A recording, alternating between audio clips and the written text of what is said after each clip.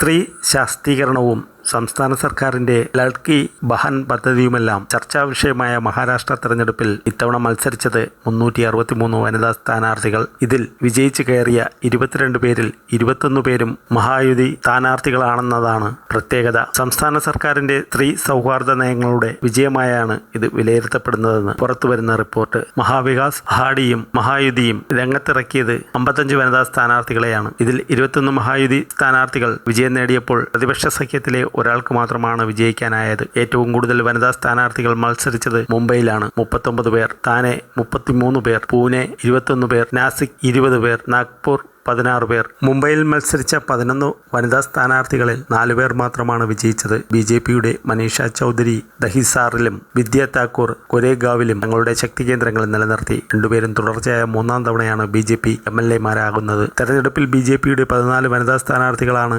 വിജയിച്ചത്. ഇതിന്റെ പിതാവ് നവാബ് മാലിക്കിന്റെ സീറ്റ് ഏറ്റെടുത്ത് രാഷ്ട്രീയ രംഗത്തേക്ക് ചുവടുവെച്ച അരങ്ങേറ്റക്കാരി സന മാലിക് അനുശക്തി നഗറിൽ വിജയം നേടി.